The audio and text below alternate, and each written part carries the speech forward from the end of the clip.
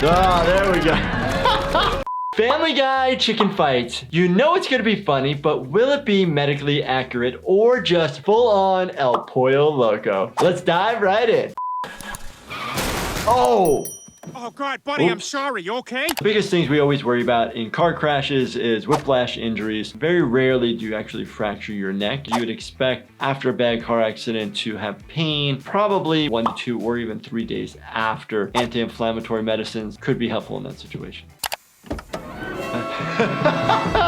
He's up a creek.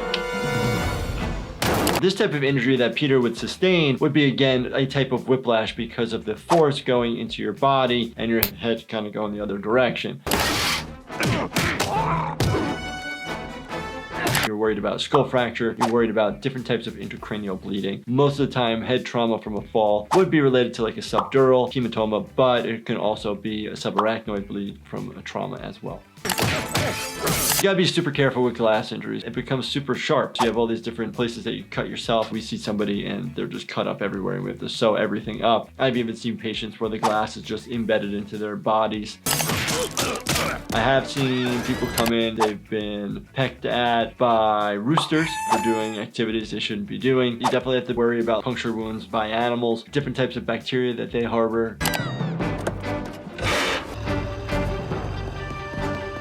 Did he just run over him? People come into the emergency department all the time with injuries related to being run over at low speeds, mostly. Sometimes people get crush injuries and their bones just snap under the pressure.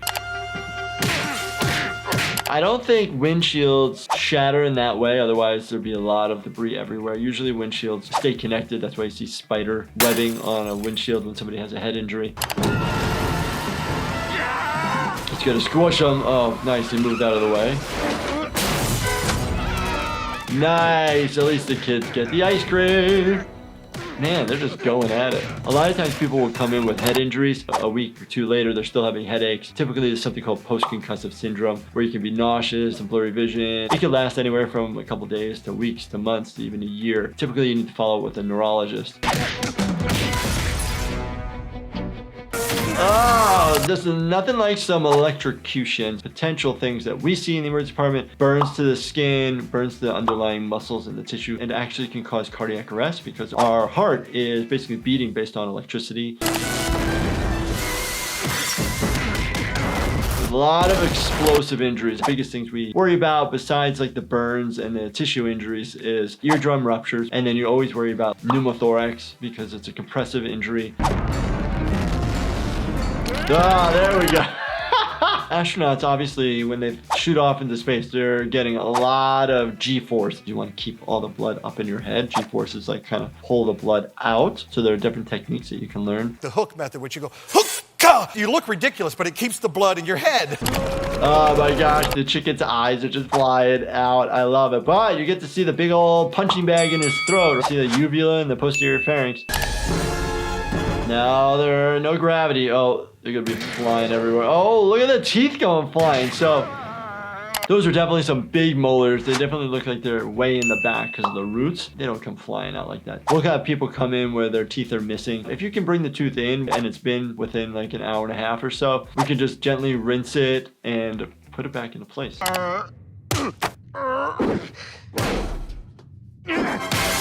If you get injured in space, where are the doctors? Typically, there's some sort of medical officer, and then you can always call back to get online medical direction. Yep, yeah, smart. Oh, good, yep. What? I don't know. Does that happen? Does your head explode when you're out in space without a helmet on? If there are any astronauts out there, let me know. Does this sort of thing happen?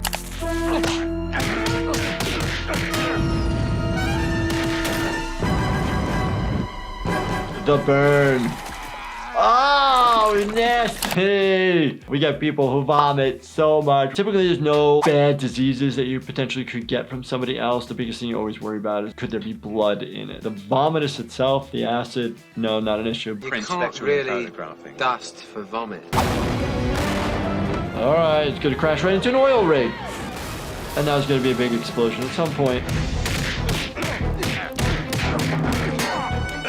We're finally seeing some blood coming out of Peter, but we don't know where it's coming from. It's got all the abrasions, ripped clothes, still has the black eye. His glasses are still intact though, which is quite impressive.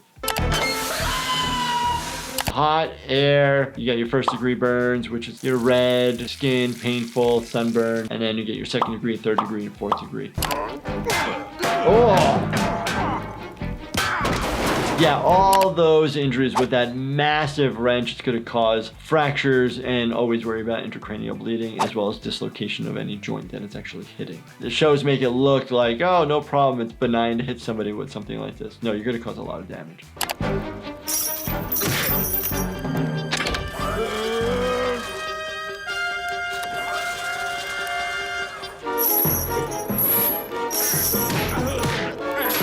Holy cow. The only hook injuries that we end up really dealing with are like fish hook injuries. It'd actually be really good if you actually bring in another version of the hook so we can actually see what the end looks like.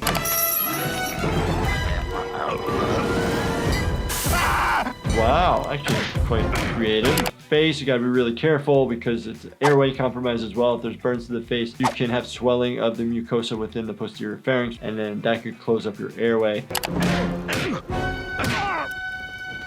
I don't know, his hand's still on fire. He's gonna be one cooked chicken ready to eat if he lets it keep going.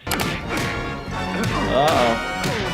The hand of fire. So you can actually see on Peter, his face gets depressed on that right side where he's getting punched. That actually does happen, and obviously blood coming out the nose. Very common. It can actually go backwards into the lacrimal ducts and actually come out your eye and have bloody tears. Sometimes that freaks people out, but it's nothing dangerous.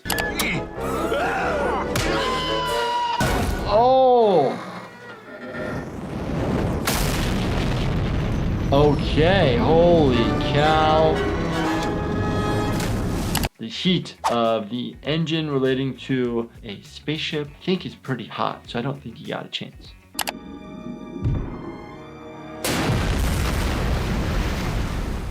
Well, the oil rig finally blew up. Peter, he survived, of course. I don't know how somebody walks away from that. It's got a lot of open wounds. Salt water probably pretty good for it, even though there's a lot of microorganisms in the water. The likelihood that it'll have an infection is probably pretty low. This is something you definitely need to take a look at. Wow, so that was an epic fight. People are coming into the emergency department all the time with just like a smidget of a section of what just happened. It was a lot of fun to interact with and to kind of pull out what would happen in real life, what we do. So if you guys like this, as always, make sure you binge watch this series right here, and please make sure that you subscribe, turn those bell notifications on, hit that like button. It totally helps our channel grow, and I appreciate that. So thank you very much for watching, and stay healthy, my friends.